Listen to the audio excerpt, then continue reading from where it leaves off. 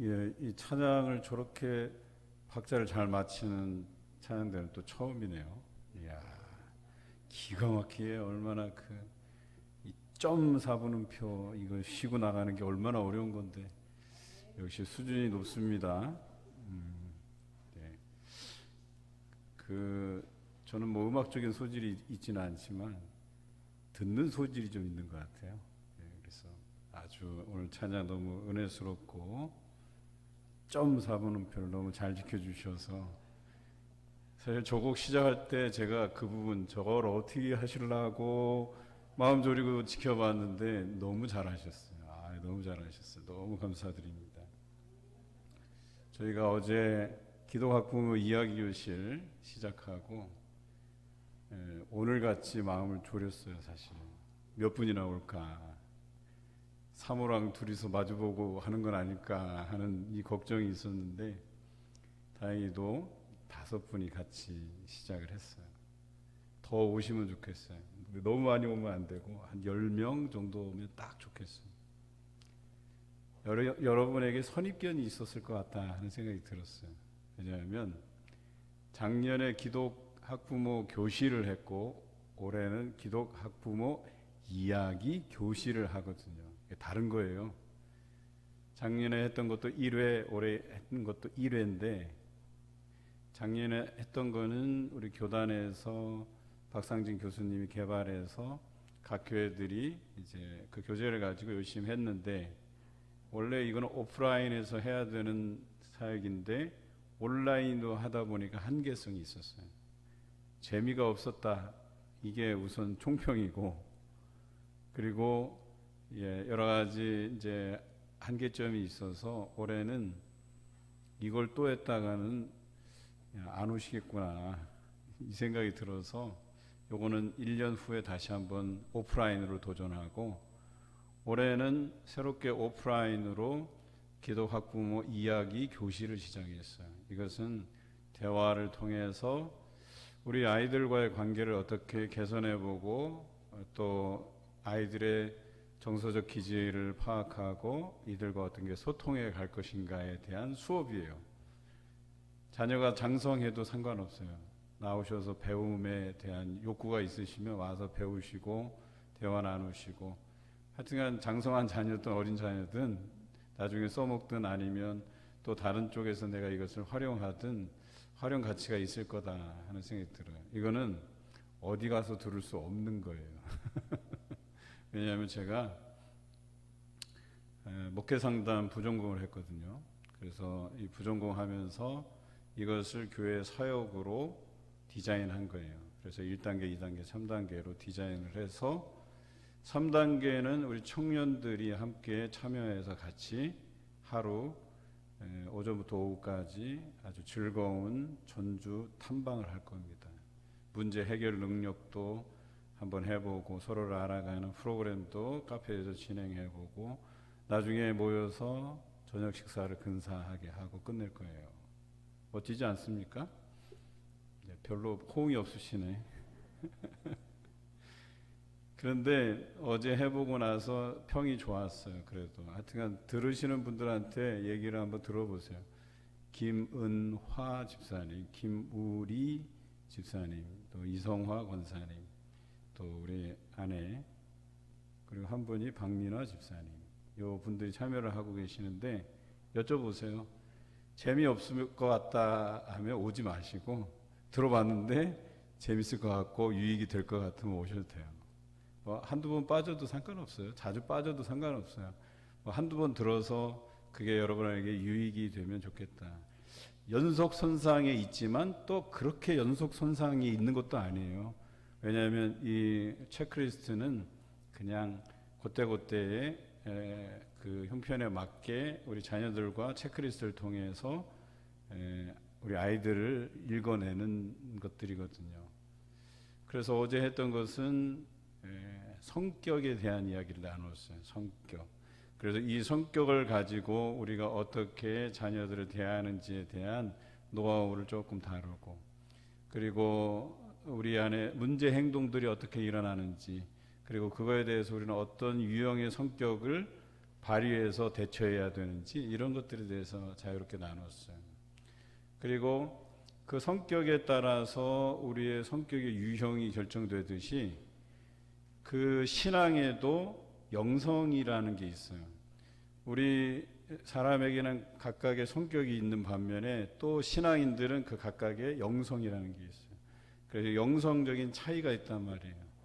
그래서 이 성격은 우리가 본래 태어나면서 가지고 있던 기질의 환경, 우리가 살아가는 환경이 플러스 돼서 성격이 되는 거고요.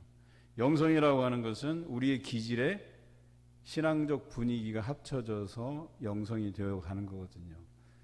이 둘 다 원 부모에게서 영향을 받아요.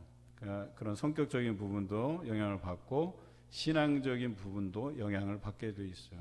우리 부모님이 신앙인이 아닌데 나는 신앙생활을 한다. 그러면 선생님이라든지 주변의 신앙의 동료들을 통해서 그 환경이 영향을 받게 돼 있어요. 그래서 영성적 특징이 나타나고 성격이 드러나고 하는 거예요. 여러분들이 볼 때는 제 성격이 어떤 것 같아요? 예, 말은 못하겠고 지랄 맞는데 어떻게 얘기는 못하겠고 이거예요. 그 성격 안에 네 가지가 규정이 돼 있어요. 그런데 그 네 가지 특징들이 상황에 따라서 어떻게 발휘되는지, 그래서 이성이 작용하는지, 감성이 작용하는지, 인격이 작용하는지, 의지가 발동하는지, 이 네 가지가 상호작용을 통해서 우리는 적응성을 가져요. 그래서 어떻게 대처하고, 또 예전에는 내가 좀 애딕티드하게 막 이렇게 도덕적인 모델로 애들을 다그치고 목표를 딱 정해놓고 이거 하지 않으면 안 된다 엄격하게 가다가도 아이들이 좀 우울 모드로 바뀌고 삶에 이렇게 희망이 없어 보이고 재미없어 하면 이제 감정적인 부분을 이렇게 다스려주고, 또 한때는 또 인격적인 부분을 또 발휘해주고, 이런 것들이 복합적으로 해서 우리의 자녀들을 대하는 노하우에 대해서 나누는 거거든요. 그런데 여전히 우리는 이 수업에 대한 고정관념들이 다 있다는 거예요. 이해하십니까? 성경 아카데미도 하도 안 들으셔서 제가 예배자들, 예배 인도자들, 구역장들 의무적으로 다 들으라고 하셨어요. 다 들어올지는 모르겠어요 또. 그런데 그런 선입견, 고정관념들을 깨 나가야 돼요. 우리가 뭔가 배우고 뭔가라도 하나라도 써먹기 위해서 자꾸 이걸 들어야지, 그렇지 않으면 발전을 못해요. 저는 장점이 뭐냐면 수업을 들으면 반드시 그것을 교회 사역으로 연결시켜버려요. 그래서 이걸 교회 사역에 어떻게 이용할까 이 디자인을 해요. 그런 거에 소질이 좀 있어요. 그래서 만든 프로그램이 이거예요. 성경 아카데미도 마찬가지예요. 제가 설교를 하는데, 제가 설교를 하다가 여러분들 표정들을 하나씩 훑어봐요. 근데 꿀먹은 벙어리 같이 도대체 뭘 듣고 계신지 이해는 하시는 건지 자꾸 제가 쳐다보게 돼 있어요. 그런데 성경 아카데미에 참여하시는 분들은 제가 설교하면서 그런 분들을 쳐다보면 씩 웃어요. 그 표정이 뭐냐면 저거 들은 건데, 내가 들은 건데, 알고 있는 건데, 이런 표정이 그 얼굴에서 묻어나요. 현대 설교는 커뮤니케이션이에요. 어떻게 소통이 잘 되느냐. 제가 설교를 하는데 뭔 얘기인지도 모르겠고 알아먹지도 못하겠고 어렵기도 하고 막, 그래서 도통 예배 끝나고 나도 머리만 띵해지고 도대체 우리 목사님 뭔 소리를 한 것이오, 그 좋은 소리겠지 하고 그냥 가서 그렇게 그냥 좋은 게 좋은 거라고 다 이렇게 여기시면 안 된다는 거예요. 뭔가 알아야죠. 알아먹어야죠. 이해가 돼야지. 그래 은혜가 되는 거예요. 1이라도 더 알아야 은혜가 되고 은혜가 1이라도 더 많아지는 거거든요. 그래서 성경 아카데미도 여러분이 더 열심히 배우시면 좋겠다 하는 생각이 듭니다. 오늘 바라봄의 차이에 대해서 좀 다루고자 하는데요. 관점의 차이이기도 하지만 우리가 어떤 일을 당할 때에 이것을 어떤 안목으로 바라보느냐에 따라서 해결이 되기도 하고, 정말 지옥불에 들어가는 것처럼 힘든 상황으로 치달을 수도 있다라고 하는 거예요. 때로는 말하지 말아야 될 텐데 말해서 화근을 만들고, 어쩔 때는 말해야 되는데 말하지 않아서 또 그것이 사람을 답답하게 만들기도 해요. 그런데 오늘 이 다윗과 골리앗의 차이가 거기 있었어요.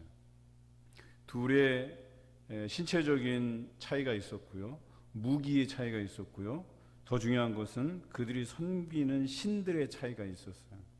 오늘 43절에 보니까 블레셋의 장수 골리앗이 다윗을 욕하는데, 다윗을 놀리는데 뭐라고 놀리느냐, 신들의 이름으로 다윗을 저주하고 그랬어요.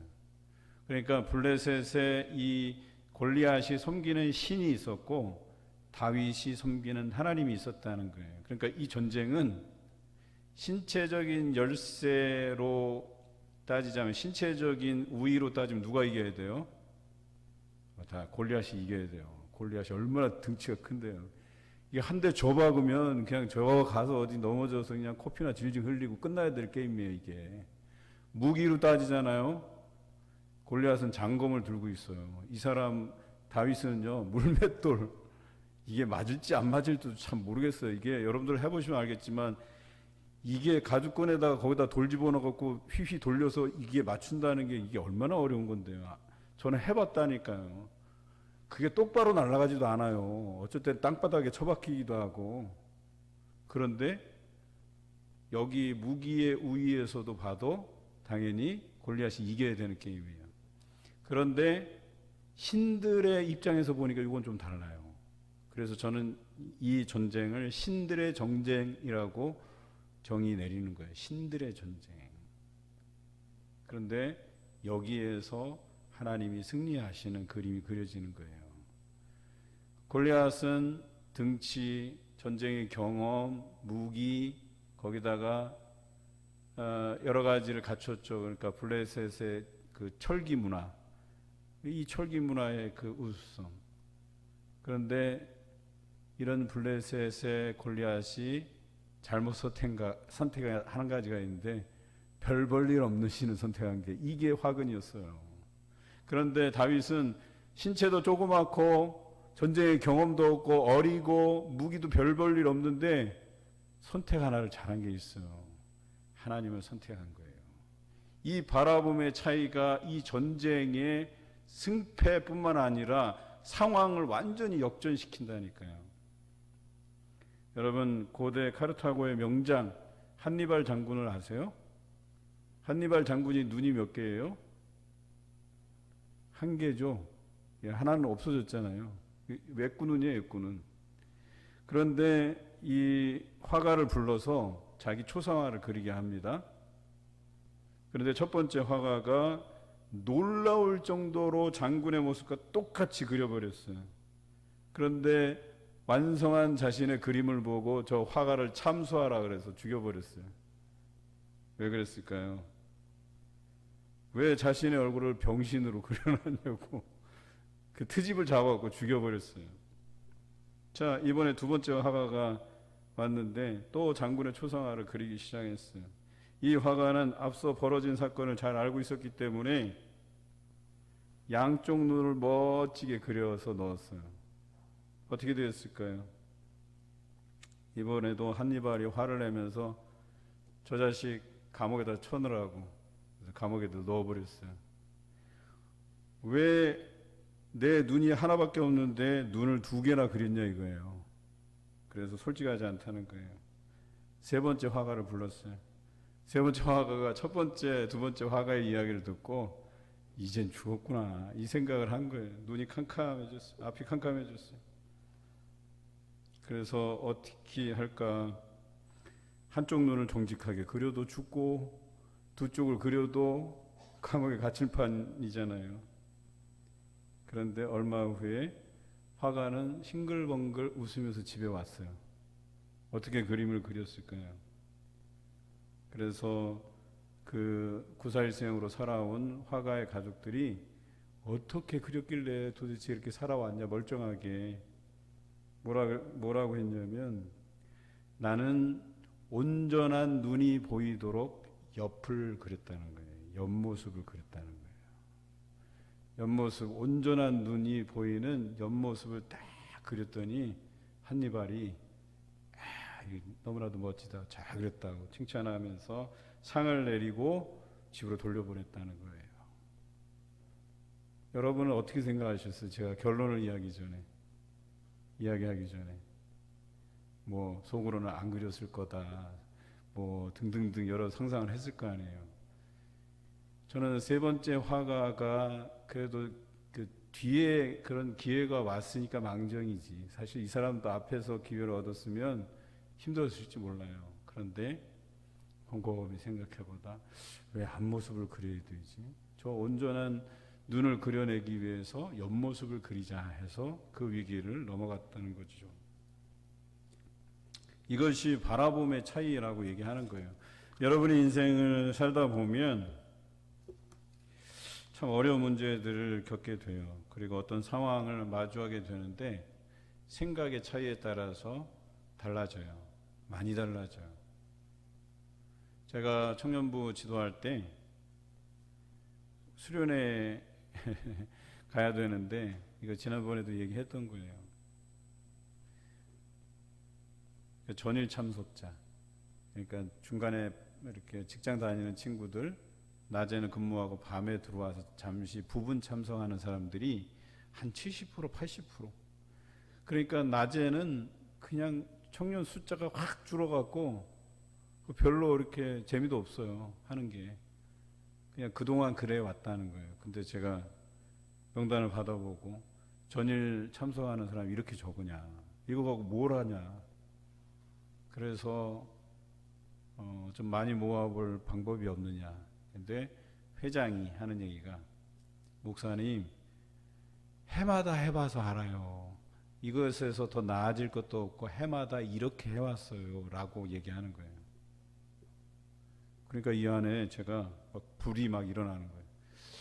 그래, 회장도 바뀌었고 목사도 바뀌었고 그리고 횟수도 지났고 이렇게 많은 것들이 바뀌었는데 왜 이게 같아야 되지? 라고 제가 질문을 던졌어요. 그리고 제가 명령을 내린 거죠. 이건 명령이에요. 다 휴가 내라 그래. 직장 다니는 청년들 다 휴가 쓰라 그래.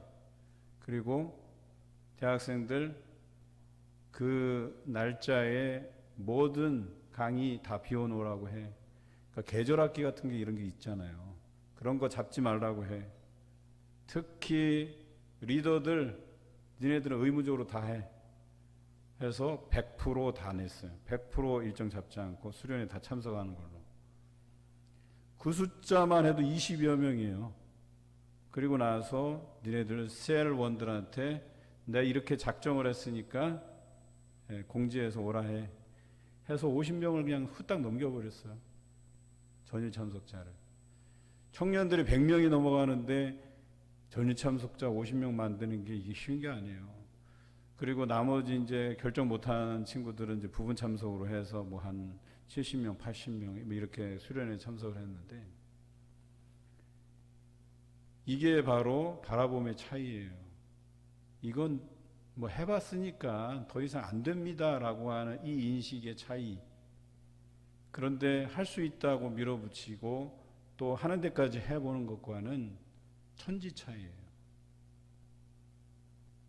그런데 우리는 오늘 이 전투를 바라보면서 객관적인 상태에서 한번 바라보는 것과 그 다음에 전력의 차이 중에서 좀 우리가 생각하는, 우리 기독교인이기 때문에 야, 이 신들의 선택이 이런 전투를 가르기도 하는구나 라고 하는 것을 한번 나누어 보고자 하는 거예요.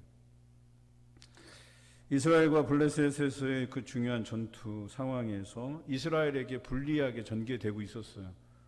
그러니까 이대로 갔다가는 그냥 이스라엘이 항복을 하거나 땅덩어리를 많이 내주거나 하여튼 상당한 피해를 입어야 되는 그런 상황이었었어요. 그리고 블레셋의 그 거인 장수 골리앗을 향해서 이스라엘에서 싸울 만한 사람들이 다 응전을 한 상황이에요. 다 나가 본 거예요. 나가자마자 목이 떨어져 나가고 이 전투를 도저히 역전시킬 수 있을 만한 상황이 안 되고 있었다라고 하는 거죠. 그래서 이스라엘 진영에는 골리앗을 잡을 만한 장수를 고르는데 여념이 없었어요. 그러니까 이 전투를 이길 수 있는 방법은 저 골리앗을 이겨야 되는데, 그래서 저 골리앗을 이길 수 있는 방법론에서 문제가 생긴 거예요. 이해하십니까? 그러니까 싸울 만한 사람, 등치가 좀 비슷한 사람, 또 좀 무기를 세련되게 잘 다루는 사람, 여러 사람 선택해서 내보냈는데 다 깨졌어요. 그런데 이러한 중요한 시점에서 아버지가 다윗에게 니네 형들 전투에 잘 참가해서 안전한지 안부를 묻기 위해서 내보낸 거예요. 소년 다윗이에요. 갔더니 웬 장수 커다란 게 나와갖고 막 저주를 퍼붓는데, 보니까 잘 들어보니까 우리 이스라엘 군대에 하나님의 이름을 모욕하는 말들을 쏟아놓는 거예요. 그런데 속된 말로 다윗이 여기에 열이 받았어요. 그 소년 다윗이.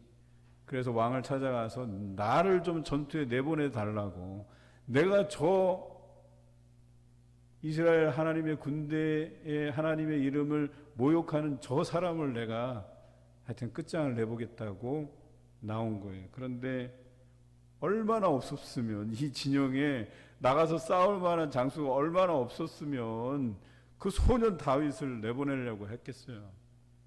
갑옷을 줘보지만 안 맞아요. 소년이니까. 장성한 사람들한테나 맞는 옷인데 무기를 줘도 불편해요. 자기가 다루는 무기가 아니기 때문에. 그래서 사람들은 생각해요. 저 사람은, 골리앗은 옛날부터 전쟁터에 나가다닌 사람이고 전투에 능한 사람인데 이 꼬맹이가 나가서 뭘 할 수 있겠냐고, 이런 이야기를 늘어놓는 것이죠. 그래서 사울과 함께한 사람들이 이 전투의 핵심은 경험에 있다고 본 거예요. 경험, 싸움에 대한 경험, 그 다음에 기본적으로 무기를 다 갖추고 있고 하는 그런 상태에서. 그런데요, 다윗은 싸움의 방향을 무기로 보지 않았어요. 무기로 봤었으면, 또 싸움의 경력으로 봤었으면 다윗이 나가면 안 되는 전투죠. 근데 다윗이 왜 나갔겠냐라고 하는 거예요. 다윗은 자신이 양치기로 있을 때의 경험을 이야기해요. 그런데 한번 생각해 보세요. 양치기 그게 대단한 거라고. 그 양치기로, 그 양치는 그 경험이 전쟁에 무슨 도움이 되겠느냐고 생각할 수 있겠지만, 다윗은 여기서 중요한 이야기를 늘어놓습니다. 사자나 곰이 나타나서 그 양의 새끼를 물어가면 따라가서 그것을 치고 그 입에서 새끼를 건져냈다고 얘기합니다. 그리고 그것들이 나를 해하려고 나한테 덤벼들면 내가 그것들의 수염을 부여잡고 그것을 쳐 죽였다고 얘기해요. 여기까지는 들어줄만 하죠. 그렇죠?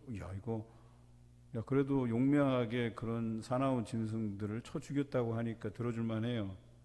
근데 여기서 중요한 이야기를 합니다. 살아계시는 하나님의 군대를 모욕한 저 할례받지 못한 블레셋 사람은 그저 짐승에 불과합니다 라고 얘기합니다. 여러분, 대단하지 않습니까?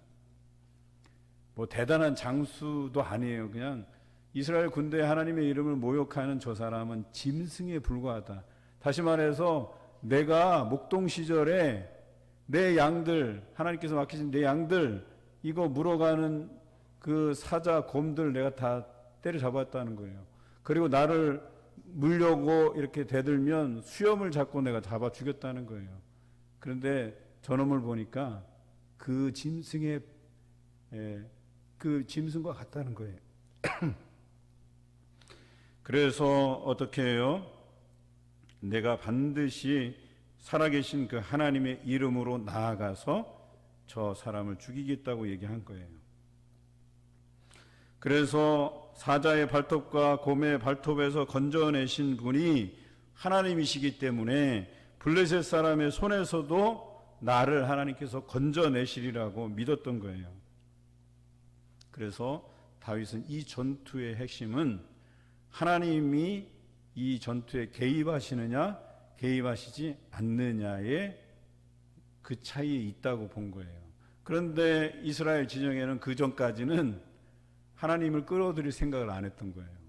이 전투는 무조건 저 골리앗을 쓰러뜨려야 되는데 전쟁에 경험 있는 사람, 힘센 사람, 무기 잘 다루는 사람, 지략이 뛰어난 사람, 별별 사람 다 데리고 와서 붙여봤지만 안 되는 거예요.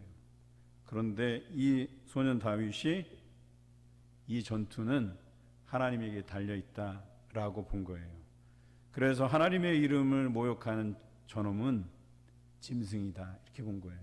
그러니 내가 목동 시절에 때려잡은 짐승의 수가 많은데 저놈도 내가 때려잡을 수 있다고 본 거예요. 왜? 하나님께서 자기 이름이 모욕당하는 것을 두고 가만히 계실 리가 없다고 믿었던 거예요. 그래서 나간 거예요. 하나님의 이름으로 내게 가거니와 라고 얘기해. 너는 칼과 단창으로 내게 오지만 나는 만군의 여호와의 이름으로 내게 간다라고 나간 거예요. 이게 다른 점이었다는 거예요. 관점의 차이, 바라봄의 차이였다는 거예요. 다른 사람이 다 어디 장수 없을까라고 보았을 때 다윗은 그의 약점, 건드리지 말아야 될 것을 건드려 버린 거예요. 하나님의 이름을 저주하고 모욕되이 그렇게 한 것에 대해서 너는 이제 죽었어. 너는 이제 하나님한테 너는 끝난 거야. 이것을 알았다는 거예요. 그래서 그가 나간 거예요. 내가 아니더라도 다른 사람이 나가더라도 그것을 문제 삼으면 저 사람이 하나님의 이름을 모욕되게 한 거 그것만 문제 삼으면 이 전투는 이기는 거예요. 그래서 하나님 개입해달라는 거예요. 하나님 이름 저렇게 모욕하는데 하나님 그냥 두시려고 합니까? 그러니까 다윗이 자신감 있게 나간 것이죠. 적군이건 아군이건 간에 이 전투의 승패를 아무도 몰랐다는 거예요. 적군은 이기겠지. 골리앗이 있으니까. 이스라엘은 지겠지. 골리앗을 이길 만한 장수가 없으니까. 여기서 전쟁의 승패가 갈릴 거라고 생각했는데 다윗은 다르게 본 거예요. 하나님의 이름이 모욕당하는 걸 보고 이길 수 있겠구나. 하나님이 우리 편이 되어주시면 이길 수 있겠구나 하는 생각을 한 거예요. 이게 바라봄의 차이라는 거예요. 블레셋 장수 골리앗이 처음 다윗을 대면해 보았을 때 어처구니가 없는 거예요. 이 꼬맹이가 나왔으니까.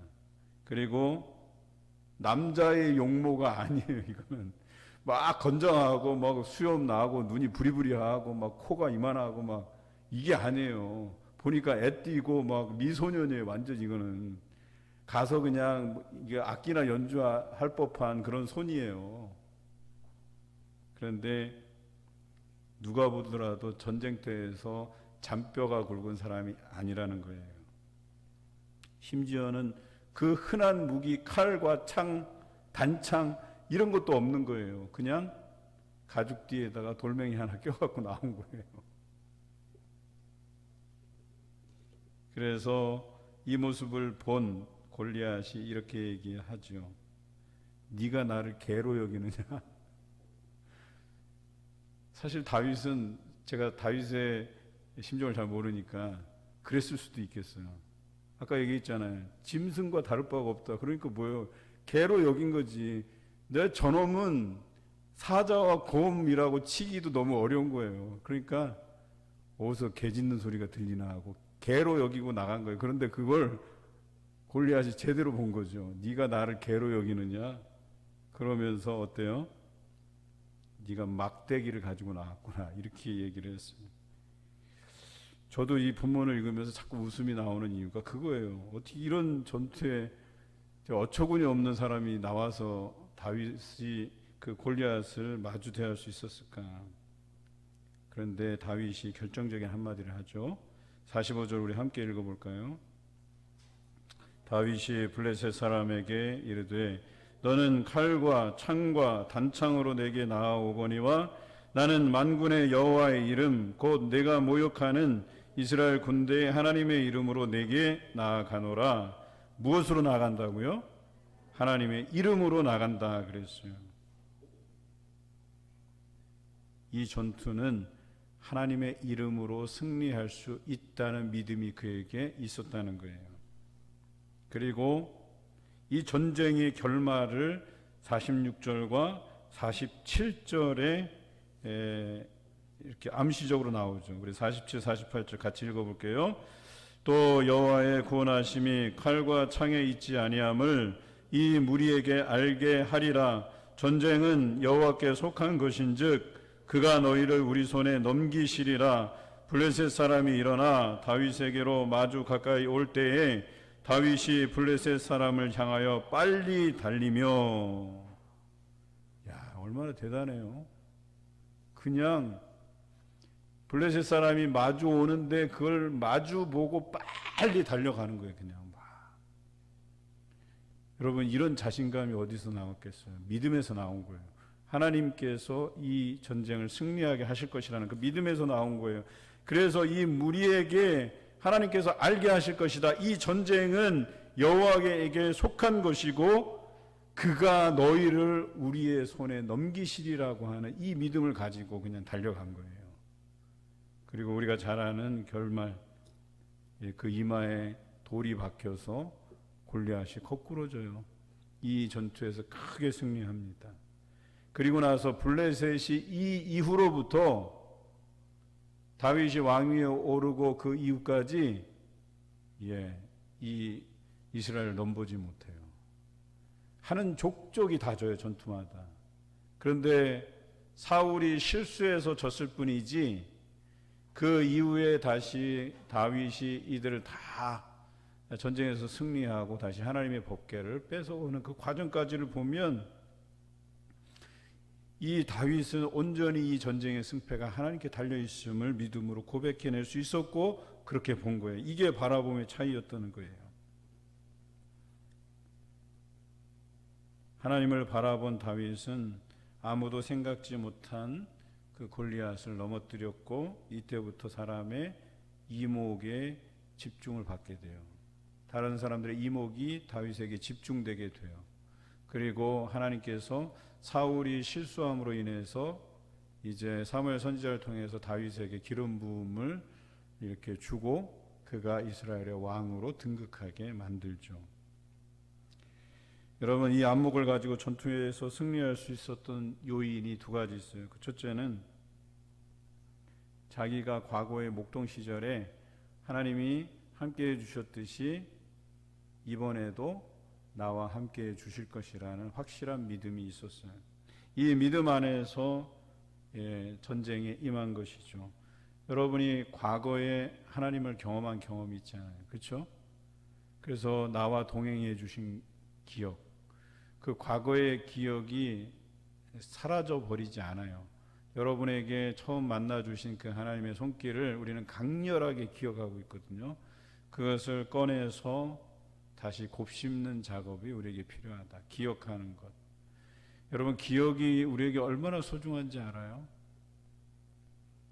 나쁜 기억이든 좋은 기억이든 그것을 어떻게 활용하느냐에 따라서 달라져요. 독일은 과거에 유태인들을 학살했던 그런 전력이 있죠. 홀로코스트라는 거 알죠? 그들은 그 전쟁의 역사가 되풀이되지 않기 위해서 그런 잘못된 실수를 그들이 더 하지 않기 위해서 기억하는 장치를 만들어 놓은 거예요. 그때 자신들이 얼마나 나쁜 짓을 했는지. 그래서 그것을 역사 안에서 곱씹고 전시관을 만들어서 곱씹고, 그래서 그것이 전쟁 억제를 하고 또 다른 나라를 침범하지 않게 하기 위한 안전한 툴로 만든 것이거든요. 그런데 그렇듯이 우리에게도 이 긍정적인 기억이 중요해요. 그러니까 하나님께서 우리와 함께 해주신 기억. 그래서 그 기억을 통해서 우리가 믿음의 확신을 가지고 이런 전투에서 뿐만 아니라 삶의 영적인 싸움에서도 우리가 승리할 수 있다라고 하는 거예요. 부정적인 기억도 괜찮아요. 내가 쓰라린 고통을 곱씹었던 시절, 그래서 내가 실수했던 것, 그래서 그것으로 인해서 내가 여러 가지 어려운 상황에 놓여진 기억도 우리에게 도움이 돼요. 내가 다시는 그런 잘못된 것들을 선택하지 않기 위해서 필요한 것이죠. 그런데 다윗은 그 좋은 기억을 되살렸어요. 그리고 하나님이 함께해 주실 것을 믿었어요. 그리고 그 상황과 이 상황이 다르지 않다고 여겼어요. 그래서 목동으로 양을 치는 일과 전쟁에 나가는 일을 동일하게 봤어요. 거기에서 승리할 수 있었다는 것이죠. 두 번째, 자신에게 주어진 재능을 사용했다는 것이죠. 사람에게 각각 부여한 재능과 은사가 있어요. 다윗도 하나님께서 부여하신 재능과 은사가 있듯이 여러분에게도 주신 은사와 재능이 분명히 있어요. 다윗은 하나님께서 부여하신 그 물매를 자유롭게 사용할 수 있는 툴을 가지고 있었어요. 그리고 다윗은 그 어떤 강력한 무기보다 하나님께서 동행해 주시고 하나님께서 내게 주신 그 재능으로 이 전쟁에서 이길 수 있었던 것이죠. 여러분, 말씀을 정리해 봅니다. 우리의 삶에서 정말 다양하게 선택의 기로에 서게 되는데, 여러분, 그 선택에 따라서 우리의 인생이 달라지거든요. 그런데 그 선택의 시점에서 무엇을 바라보느냐의 관점이 중요해요. 여러분, 하나님을 바라보세요. 그것이 중요해요. 여러분들 인생의 경험을 바라보지 마세요. 그 경험 잘못될 수 있어요. 크게 낭패를 볼 수도 있어요. 그런데 하나님을 바라보면 실수가 없어요. 하나님이 원하시는 길로 다닐 수가 있어요. 하나님은 여러분을 최선의 길로 인도해 주시는 분이시기 때문에, 모세가 하나님께 약속한 그 가나안 땅을 앞두고 12명의 정탐꾼을 보내요. 똑같이 봤어요. 똑같이 봤는데 10사람과 2사람은 다르게 보고했어요. 10사람은 보이는 대로 봤어요. 야, 거기 있는 애들 거인 족속이더라. 등치가 크고 우리가 이길 수 없더라. 저들 앞에서 우리는 메뚜기 같은 존재더라. 그리고 2사람은 저들은 우리의 밥이다. 그러니까 하나님께서 우리에게 저 땅을 약속하셨다. 여러분, 바라봄의 차이가 이런 거예요. 똑같은 상황인데 어떤 사람은 부정적으로 보고 어떤 사람은 긍정적으로 보고. 그런데 대체적으로요, 교회에서도 마찬가지고요, 부정적으로 바라보는 시각이 더 많아요. 왜 그런 줄 아세요? 우리는 성경적으로 바른 길을 가는 사람이 좁은 길 가듯이 사람이 적어요. 똑같다니까요. 믿음이 좋은 사람이 적다니까요. 이스라엘 진영에 하나님이 이 전쟁의 승패를 쥐고 계시다라고 하는 것을 유일하게 본 사람이 다윗이에요. 다 믿음 가운데 있었던 게 아니에요. 하나님을 다 섬긴다는 백성들인데 이 전투의 승패만큼은 하나님이 좌지우지하고 계시다는 걸 믿지 않았다니까요. 다윗이 믿었어요. 다윗이. 그런데 12사람 중에 2사람, 이건 좀 나은 편이에요. 2사람이 믿었어요. 그래서 어때요? 이 2사람이 가나안 땅에 들어가게 돼요. 광야에서 나고 자란 세대들은 다 들어갔는데 기존에 있던 세대들 중에서 약속의 땅을 밟은 사람은 단 2사람이에요. 갈렙과 여호수아. 바라봄의 차이가 그렇게 만든 거예요. 모세조차도 가나안 땅을 밟지 못했어요. 그럼에도 불구하고 이 2사람은 그 믿음의 눈으로 하나님께서 약속하신 땅을 밟을 수 있었다는 거예요. 바라봄의 차이는 오늘 우리에게 중요한 문제입니다. 여러분, 무엇을 바라보시겠습니까? 어떤 분을 바라보시겠습니까? 저와 여러분 모두가 주님께서 제시해 주시는 길을 선택해야 되고 바라봐야 됩니다. 그러한 지혜로움이 저와 여러분에게 있으시길 주님의 이름으로 기원합니다.